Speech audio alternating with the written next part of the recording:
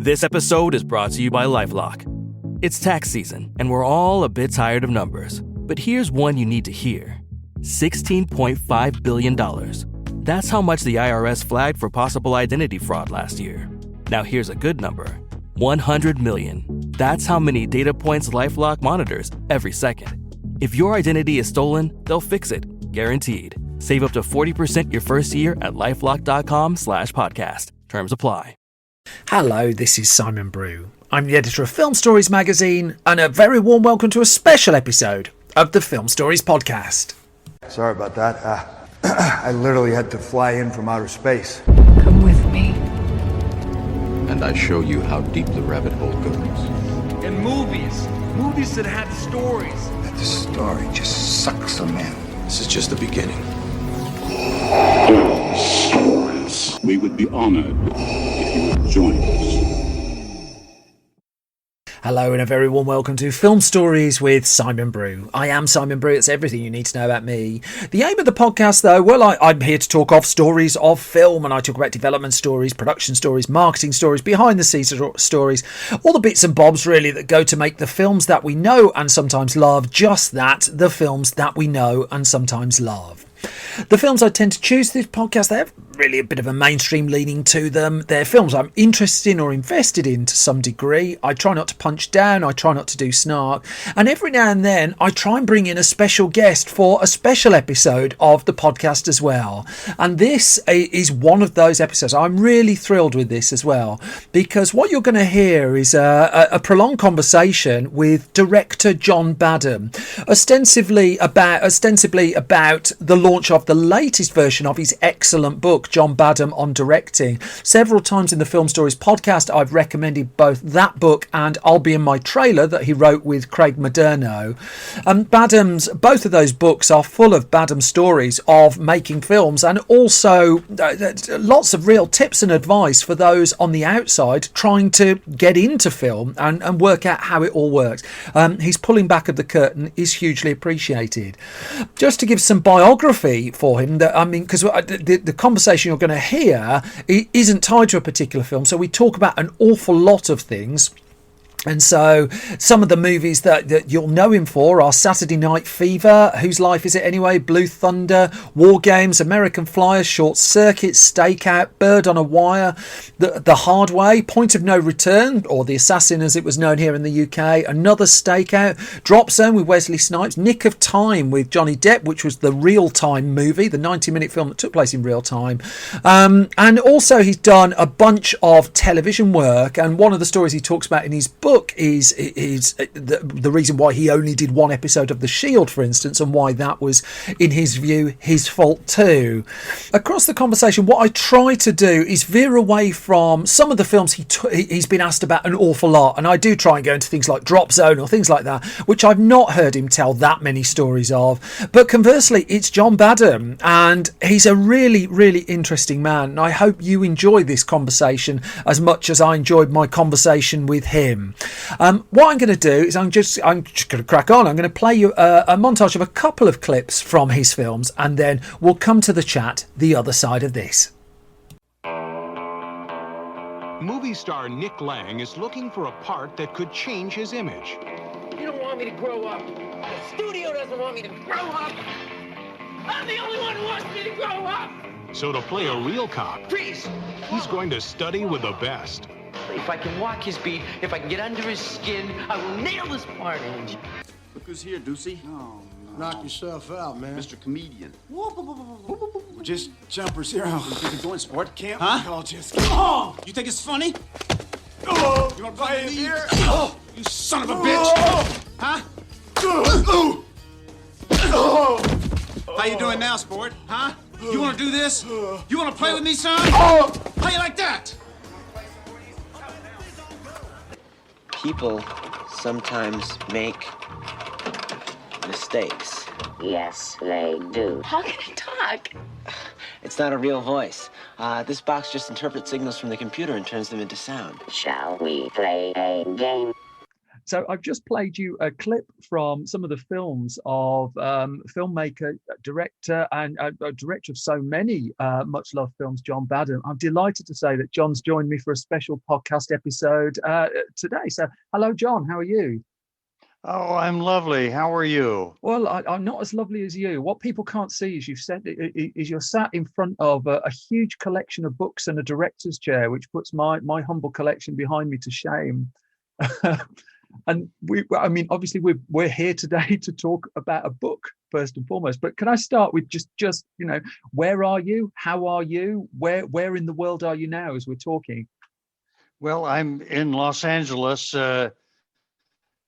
technically in Beverly Hills Post Office, okay. and it's about 11 o'clock in the morning on a pretty nice sunny day for Los Angeles, getting a little bit cool. But probably for you, where you are in the UK, it's a heat wave here.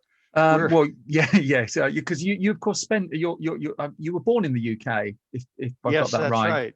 So that's right. I mean, have you come to the UK often since, apart from when you were filming? Have you got an affinity to the place? Not to the weather, obviously. Oh yes, I have. I have some wonderful relatives there that I stay in contact with all the time.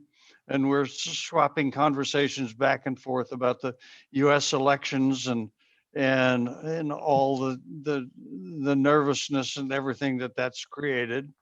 So it's wonderful to have a whole family in London, York, Portsmouth that we stay in touch with. Oh, that's lovely. All very fine places as well. Growing up, I watched lots of your films, but what's kickstarted this conversation is you wrote a book. I think the first book was 2010, 2011, somewhere around there, which I'm probably so. Yeah, I'm holding in front of me now, which is I'll Be in My Trailer, The Creative Wars Between Directors and Actors, which you co-wrote with Craig Moderno.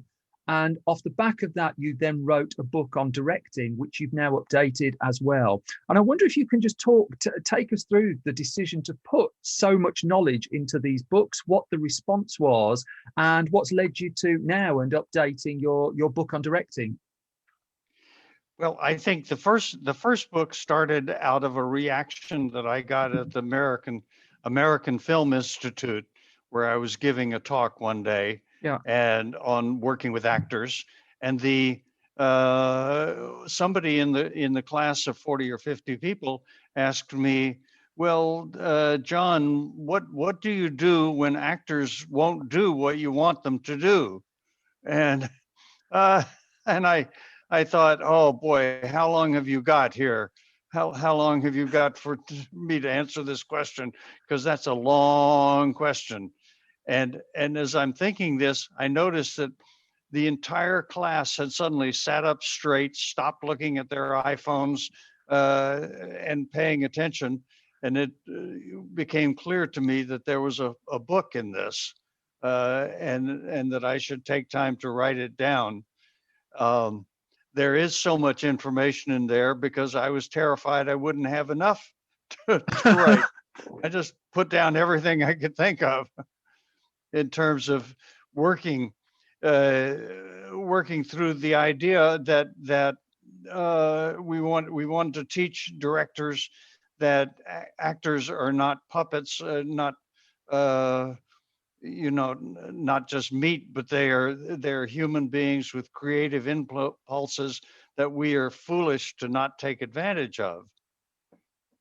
And so you said you were worried at first you wouldn't have enough material. By my count, you're up to 500-600 pages and counting, just on effectively on that working relationship between directors and actors.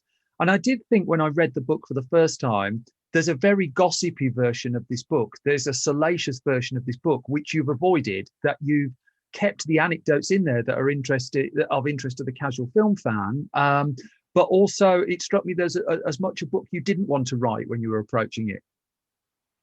Well, that's true. I didn't want to be, telling stories out of school. Yeah.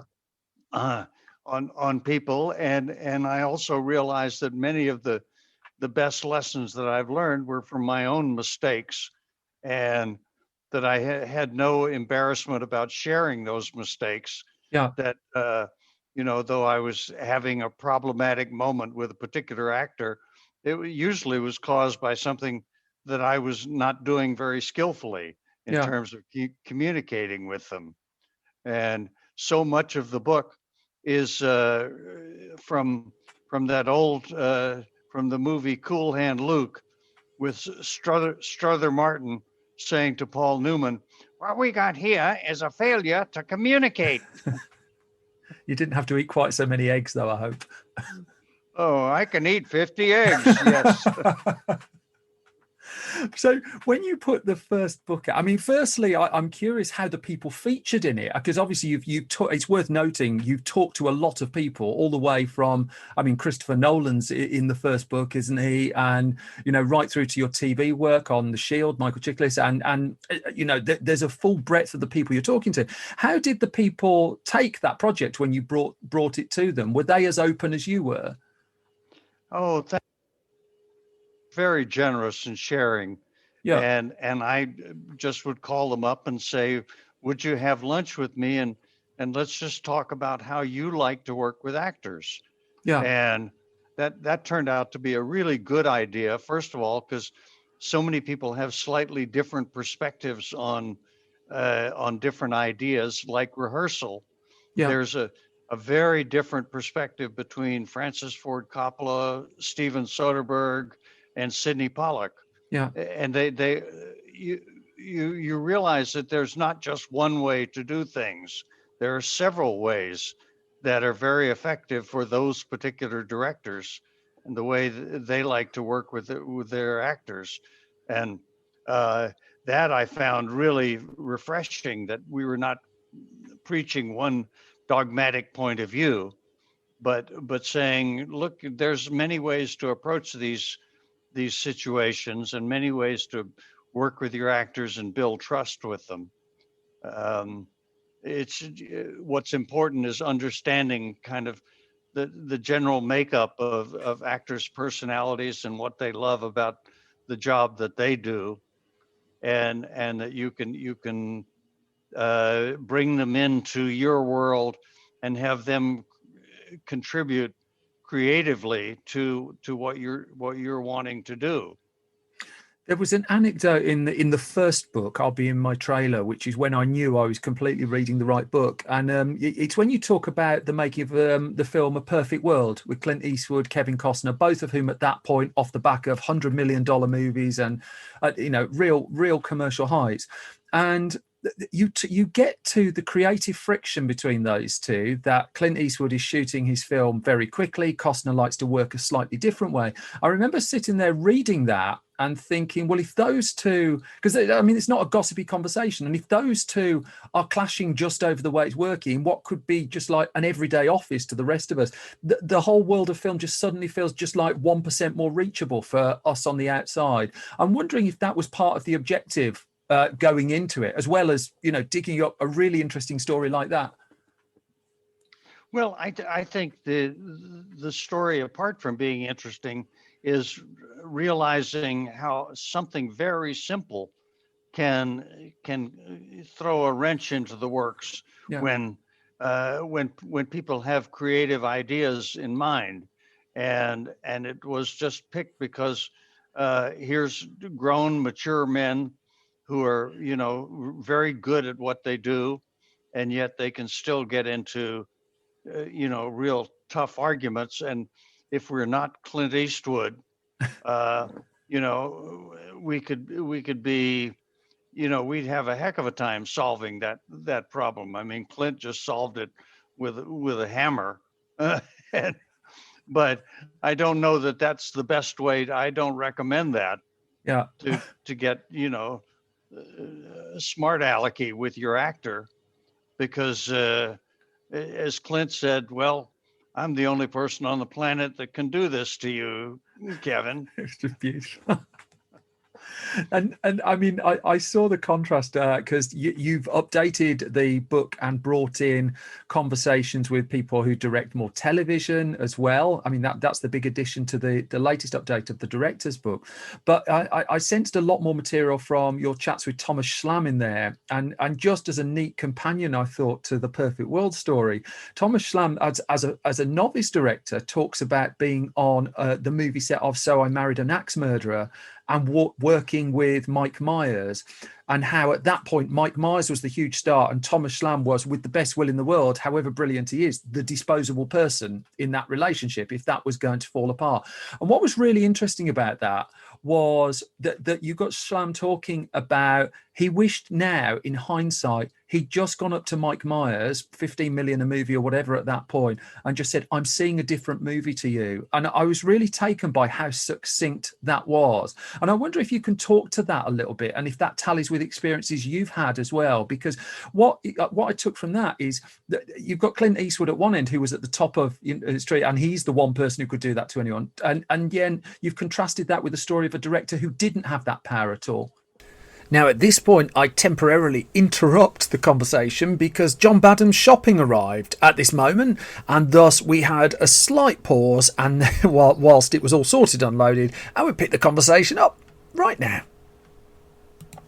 Well, Zoom calls are kind of problematic that way, and my wife begged me, please put a note on the kitchen table when you're on a Zoom call. So I dutifully did that today, probably for the first time.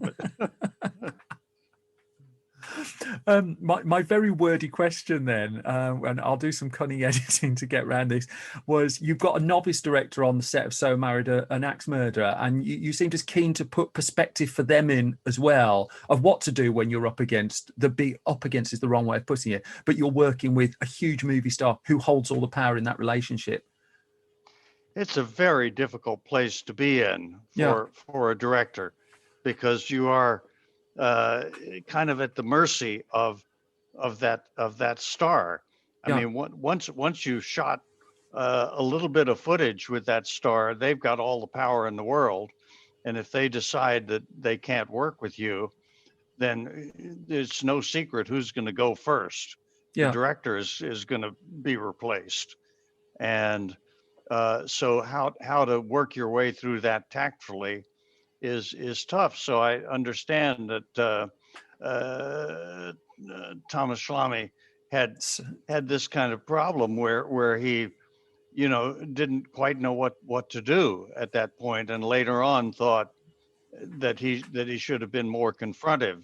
But that's a really kind of tough place to go to, because you say, well, the next thing could happen is I could be going home, and do I want to cause that problem?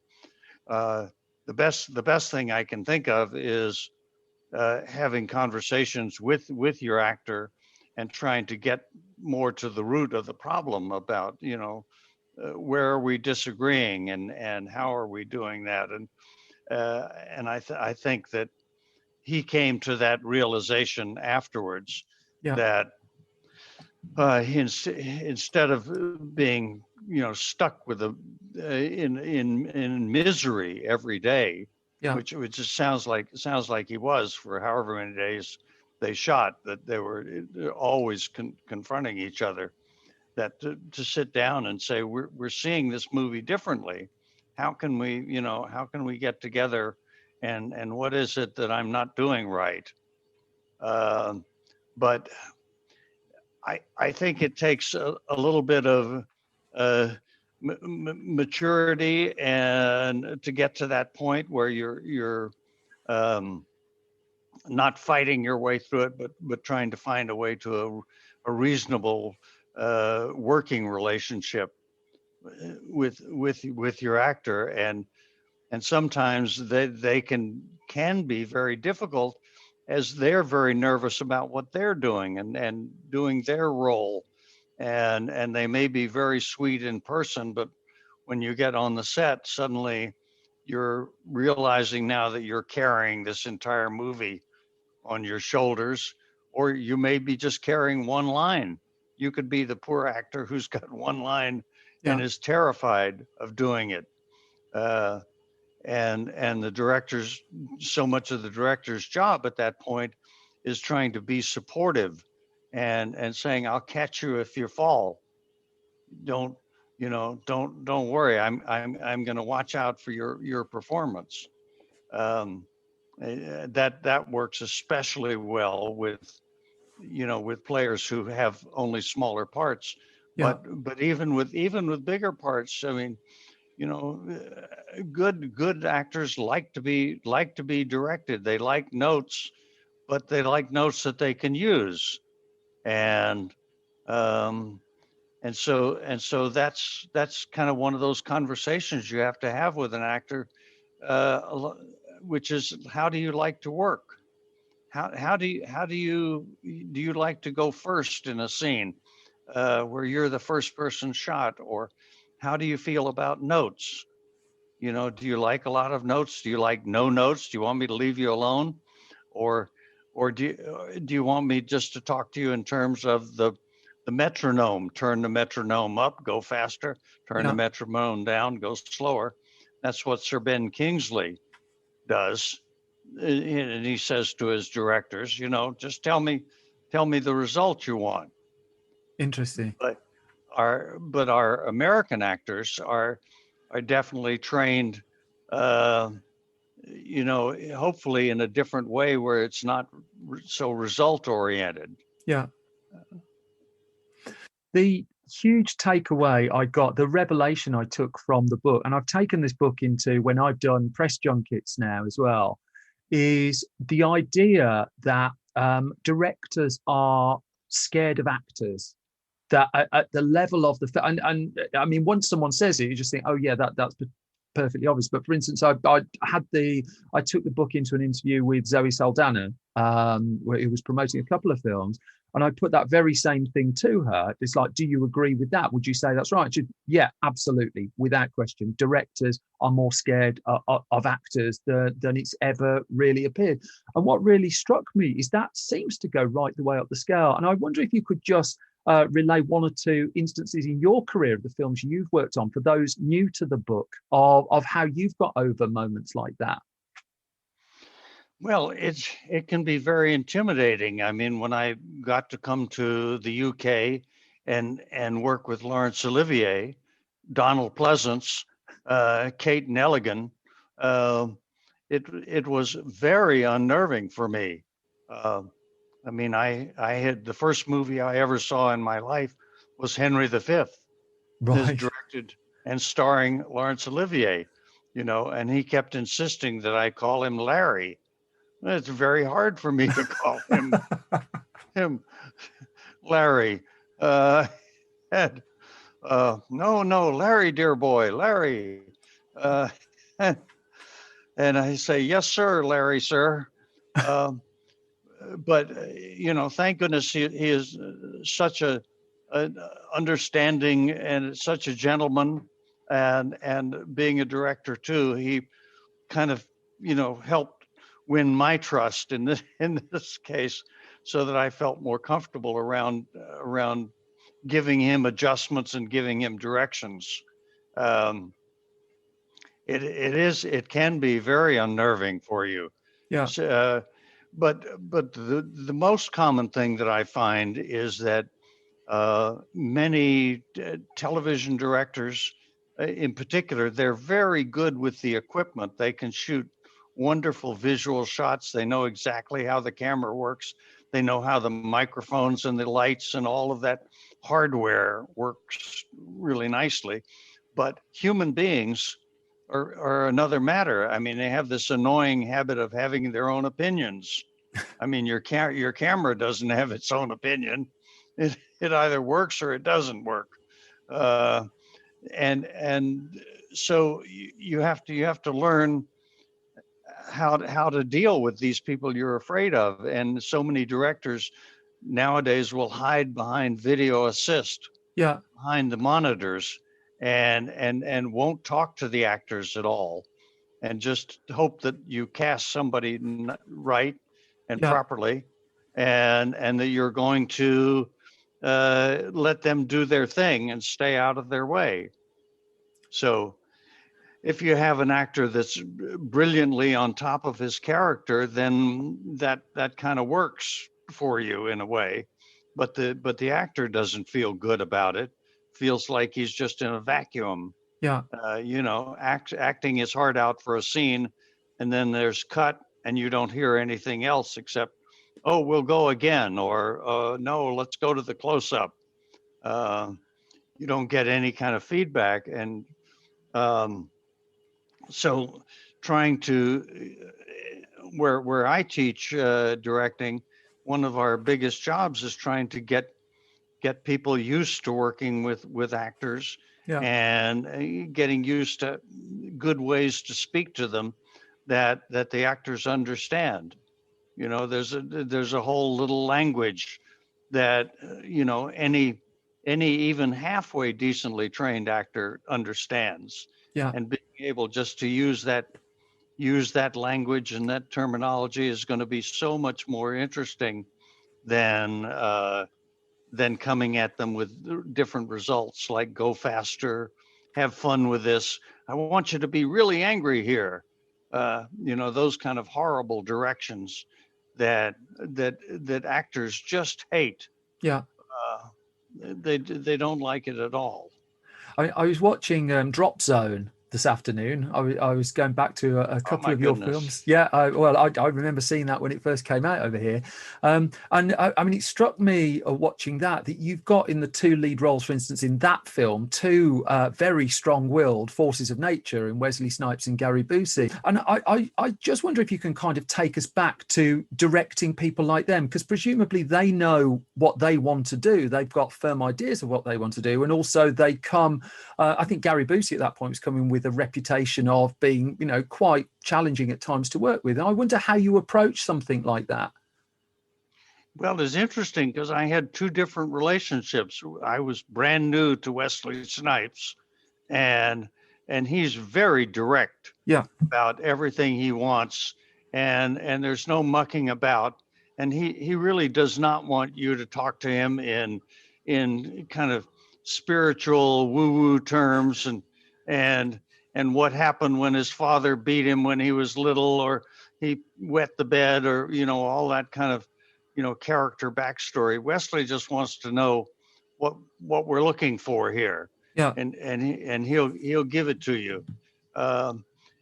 Gary, on the other hand, lives and he'll tell you this himself, he lives in some other earthly realm. Yes, I was politely trying to do that. Yeah. Other planet. And he's always, his mind is always going. So listening to Wesley, to Gary's ideas is a good idea, because his mind is just constantly whirling and spinning around and changing ideas, and it's just a good idea to listen and take him seriously, and not tell him, no, you can't do this. Because there's always something good there. Yeah. With him, and I had worked with Gary when he was very young, early 20s, let's say. Yeah. When I was doing television, and so I had a good history with him, and he knew that I was going to take care of him. Yeah. So you just look forward to you're about to start a scene, and in comes Wesley ready to do it. Okay, I got the dialogue, let's go. I don't need to rehearse. That's silly. And in comes Gary with a load of yellow pages that he's scribbled all over, and he's rewritten the entire scene and decided that he wants to do the scene in a dress instead of in whatever is written. And and he changed his character name too, from Bob to Philomena or something. It's just, you never know what's coming out. But if you can work through it, you don't have to panic with him. You kind of just laugh and say, well, that's great, Gary, let's try it out. And then well, you work it out. It's fun. It's a trip working with him. I mean, on that one as well, I think that's the only time you made a film when there was another one being made similar at the same time, because I think that was around the time Terminal Velocity was coming as well. Yes. I'm curious, did you feel, because you talk a lot about the pressure of external forces in the book as well, but did you feel any extra pressure on that in a kind of race against time with another film? Well, it was out of my control Yeah. at that point. Paramount had come to me and wanted to do it, and I literally had no knowledge of terminal velocity till I got well into drop zone, and at that point, worrying about it was not going to help. Yeah. So I just had to go and try to make the best we could with, with what we had, and it was just unfortunate timing. Yeah. It usually in those kind of situations, the first picture, will probably steal all the marbles, Yeah. as they say. And the second picture is going, well, I already had my skydiving movie for this year. So I was, upset about it, but there was nothing to be done. Yeah. You talked just before about Wesley Snipes not being the kind of actor who wants you to dig back into his childhood or anything like that. And I mean, that ties into something you've written in the book on the set of The Hard Way. And I'm a huge fan of The Hard Way, where you talk about having pretty much the same conversation with Michael J. Fox, where you start talking to him about reaching back and stuff like that, and he just says he doesn't want any of that. And you've got, I mean, I've done a couple of interviews with people involved in The Hard Way, and they talk about the extraordinary improvisation and the environment that was created on that film, that you could have two lead actors in James Woods and Michael J. Fox who were able to have the room to spark. And I wonder if you've got particularly fond memories of that one, and if you were aware, of what you had there. Well, I've always been a great one for giving actors lots of room to improvise. Yeah. And that's just coming from my theater training at the Yale Drama School, and believing that let the actor bring, whatever they can to the role, and you've always got the backup of the straight script that you brought in. But if they can bring more things to it, then great. That's terrific. I mean, I had that experience with Richard Dreyfuss and Emilio Estevez in Stakeout, where they just had a ball. They would take the scene and not really change the subject matter of the scene, but they would start improvising inside of it, and it became a whole different kind of wonderful scene that was more interesting than what was on the page, which was already pretty good. Yeah. So, knowing that, and having the same experience with two guys who are terrific improvisers, and Michael, who's known for comedy. Jimmy's not known for comedy so much, but he really is. Yeah. I mean, he's got, a wicked sense of humor. And just letting him know that he could do whatever he wanted is giving an actor permission to play. Yeah. As we say, there's a reason why why actors are called players. Yeah. And when they have that feeling, and they're such skilled actors to begin with, it's a very liberating kind of feeling. And so actually between those two actors, as they faced off against one another, each one realized that they would have to bring their A game, because the other one would upstage them completely. Yeah. And suddenly, if Michael wasn't paying attention, Jimmy would, outdo him and steal the scene away from him, and vice versa. So they were really working very hard in all the scenes, and having great fun doing it. I always thought it was a shame we never got a sequel to that one. I'd have loved to have seen those two duke it out again. That was an awful lot of fun. The I wonder if we can just jump to Blue Thunder, because I didn't appreciate until I was reading up that Blue Thunder was what, a $25 million movie back in the early 80s, which by today's standards must mean it's kind of like an Avengers film level of budget, and one that came to you very early in your career. And there's a couple of things that I've just read about it. There's an extraordinary story you tell in the book about a 4.5 minute action scene where I think it was the writer Dan O'Bannon just kept telling you it doesn't work, it doesn't work, it doesn't work. And also I read that Malcolm McDowell in that one was afraid of flying. And I just wonder if you could just tell us a little bit about the making of that film. I think people would love to hear that. Well,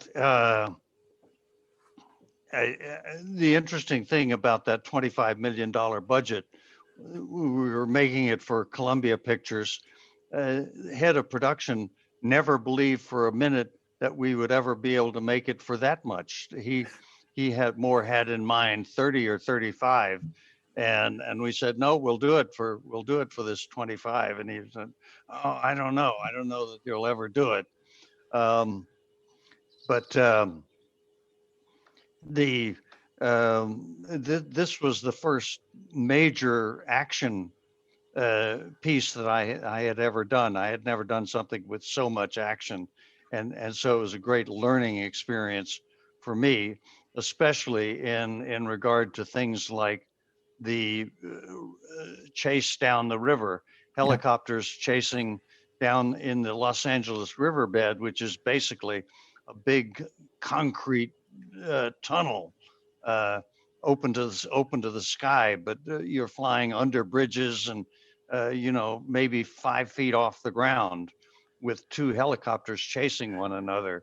So the idea of this was so exciting, just what I'm explaining, that I made the mistake of thinking, well, that's pretty much it. All we need to do is show these guys chasing down the riverbed, and it'll be terrific. Well, that's not enough.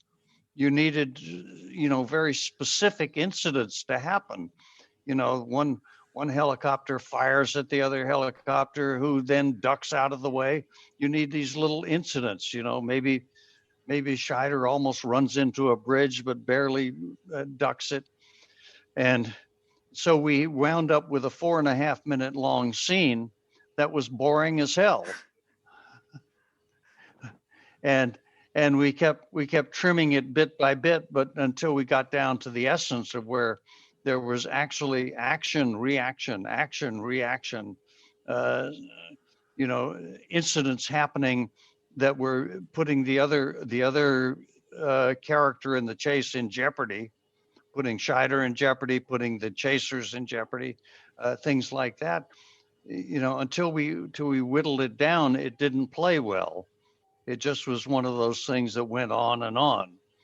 And, I've seen a lot of movies since then that sometimes make the same mistake. They get so carried away with the idea of the event, of the set piece that is this, that, they will let a fight go on or a chase go on without much happening other than I punch you, you punch me, I punch you, you punch me, kind of stuff. So the lesson for that was you have to keep incidents happening, just as in a dialogue scene. You need to keep tension building, and it can't just be two guys yelling at one another. I hate you. Well, no, I hate you. Well, I hate you more. No, well, I hate you even more than you hate me. Sounds like a Monty Python sketch, actually. I read that bit of the book just before I put Drop Zone on again, and what struck me was clearly you've absorbed what you wrote in that book, that that those action sequences are paced in a very, very different way. But also I noticed you're not fond of the heavily quick edit for the sake of a heavily quick edit that we kind of see quite a lot now. I think that just like almost a quarter of a second, it seems, there's between cuts. And I wonder if you can talk to how you like to present action on screen. Well, I think that if you can really see things happening, it can be more powerful than when you start cutting cutting your film or your media into banjo chips. This hysterical kind of editing, which is so much the style now. Yeah. And part of it is trying to artificially generate excitement. And oftentimes it's just confusing. I mean, to do that occasionally is all right, but to do it constantly is, suddenly these quick cuts don't mean anything, and you lose geography and even jeopardy. Yeah. A good example that I show my students is the opening of the Bond film, Quantum of Solace, which is, it's a fabulous action scene, but it's cut so quickly that it's hard to appreciate. It's just like being banged around inside a drum. Somebody sticks you in a 50-gallon drum and rolls you down the hill. It's just bam, bam, bam, bam, bam, bam. So I think you can easily get carried away. Television is probably a lot at fault for this. Sometimes you do quick cutting because you don't have enough footage in television to do things, and you're overusing close-ups and cutting really fast. But that's the producers and the directors trying to generate excitement where there is none.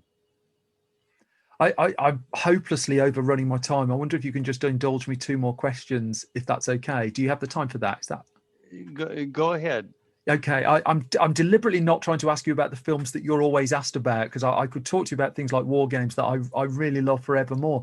I'm curious. There's one film I don't see you asked about an awful lot, which is Nick of Time, which seemed quite ahead of its time in terms of the real-time mechanic that you employed in that movie. And I wondered if you could kind of take us into the edit of that, because there you were hitting, I mean, you talk in the update to the book about having to hit very certain time limits in television. It struck me you boxed yourself into that a little bit with a feature film well ahead of everyone else. Well, it was an exciting idea in the script that Patrick, our writer, had, which was, what if you could do this in real time? And so that made it a real challenge for us to say, how can we know we can't really do it in real time. Be nice to start 7:30 one morning and by 9 o'clock have the film in the can. So how are we going to create the illusion that we're doing it in real time and keeping track of it? And this is probably taking an idea out of the old Fred Zinnemann film High Noon. Yep. where the use of the clock is such a powerful motivator of the story, and the engine of the story keeps the pressure on.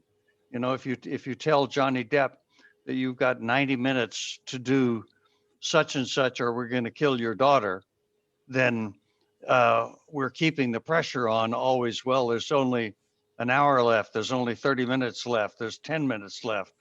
And so that was an exciting idea, to be able to, try to create that illusion and to shoot the film from Johnny Depp's point of view. Yeah. Very, very much so.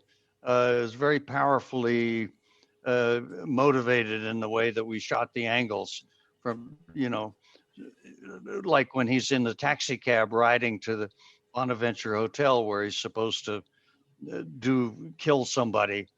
We never really see the taxi driver up close. We just see him the way you'd see him from the back of a taxi cab, just all from his point of view. So yes, I think that idea took hold in things like 24. Yeah. The television series 24, because it is an exciting way of creating tension in an action sequence. The urban legend with High Noon was, if memory serves, was a lot of it was found in the editing room, that the clocks weren't originally so prevalent in the cut of the film. Whereas I presume with Nick of Time, you're approaching it the other way around. It strikes me a lot of that is in the preparation. Yes, I mean, I'm with you on the urban legend that when they first went to preview or looking at it, it was just kind of lying there. Yeah. And adding the clocks in made a big difference. So we were careful that as we went through, we were shooting clocks along the way, clocks in the van, clocks in the Bonaventure Hotel, on people's watches, finding ways to do it as transitions between scenes, uh, and making aggressive use of that technique. I think I distinctly remember as a teenager, I used to just go and see films of which I knew absolutely nothing about. And I remember walking in one day to see The Assassin, because I wasn't buying magazines or anything like that. You could see a film completely cold there. I had an absolute blast with The Assassin, which I changed its name over here, didn't it? It's Point of No Return, I think, in America. I read that you got death threats. Or you needed protection in France for making that film. Is that another one of those urban legends that bolsters kind of the stories and movies like that? I don't know. If I did, I thank goodness nobody ever told me about it. I did hear that French press was upset about us making an American version. Yeah. And all I could think of was, well, it was actually Luc Besson who sold the rights to Warner Brothers and hired himself on to do the American version, and then woke up one morning and went, wait a minute, I don't need to do this. I already did the damn thing once and it was really good. And so he withdrew, and I was standing there going, I really love this film. And I know that how much in America people hate to read subtitles. Yeah. So there's a whole market here for doing an American version, and then everybody gets upset that I have taken their culture away from them, and well, I guess so. But I still had a hell of a time making the film, and it was great fun. And if I can just ask you, I mean, you've done umpteen interviews and you talk so passionately about your films. And I appreciate most of the interviews gravitate towards Saturday Night Fever, towards WarGames, and all these films that are very special to people. Is there a film in your catalogue that you're particularly proud of that people don't talk to you about, that, there's just something you could say to that? Well, I have a great fondness for Whose Life Is It Anyway with Richard Dreyfuss. Yeah. And I had first seen this on the West End, where it was done so beautifully. And then I saw it in New York when Mary Tyler Moore took over and did it as a female. And I just had a strong feeling for it, even though I knew that probably as a commercial film, it was not going to do very well, because I noticed that more sophisticated audiences in London would go to see it and enjoyed it. But if friends of mine asked about it, they'd say, oh no, that sounds too grim for me. I think we're just going to go see No Sex Please, We're British. I'm from Birmingham, so halfway between London and York. I'd have gone to see your film if it was on. This has been an absolute delight, and I appreciate the extra time you've given to us. You're directing Sirens now, is that correct? If I can just find out what you're up to now. So can you just tell us a little bit about that, and then I'll leave you in peace with thanks. Oh, Siren is a very modern, very dark kind of piece about a small New England town where they have come across these underwater sea creatures that are quite humanoid and have the ability to come on land and try to be absorbed into the culture. And it's a film, it's a series that is saying a lot about current problems of global warming, of food hunger, and things like this, under the guise of a series that is about hold your breath here, mermaids, which we think is ridiculous and so on until you see the series and you realize, no, this is pretty dark stuff. This is pretty interesting. This is not like the comical film with Tom Hanks and Splash. Splash. Yeah, Daryl Hannah. Yeah, which is a wonderful comedy, and people try to treat it as as a comedy or the Disney film, but I think we have a very strong audience in young women who just really took to this piece, and it's been terrific fun to do. I've always enjoyed doing science fiction fantasy pieces, including WarGames and Short Circuit. Yeah. And back going to when I was doing Night Gallery. Yeah. Years ago. It's fun to play in that field of fantasy. The only problem I've concluded with putting this out as a podcast is people don't get to see the joy in your face and in your eyes as you talk about all of these films. John Badham, this has been an absolute delight. I could talk to you for hours. Thank you so much for joining us, and we wish you nothing but the very best. Thank you. Well, thank you. It's great fun to talk to you. You inspire me to feel joyous about this. And that, ladies and gentlemen, was the wonderful John Badham. His books are available now. His films are available now. There's no shortage if you go searching his name for things to keep you entertained. Which all brings me to the end of this special episode of Film Stories and my last episode of 2020. You can find more from me on Twitter at Simon Brew. You can find more from the entire Film Stories project at Film Stories Pod. Website filmstories.co.uk. That's usually updated every weekday with movie news, non-clickbaity stuff, features, reviews, all sorts of bits and bobs. If you go to store.filmstories.co.uk, then you can find all of our magazines available for purchase, and thank you very much for supporting us. And if you like this podcast, please do go to your podcast repository of choice and subscribe, and ideally leave a hugely positive review. Things like that make an enormous amount of difference. Thank you so much for supporting Film Stories in 2020. We'll be back in 2021 after a short break. All it leaves for me to say is you all take care of yourselves. Thank you so much for listening. Thank you so much for your support, and I wish you the very, very best. Take care. Bye-bye.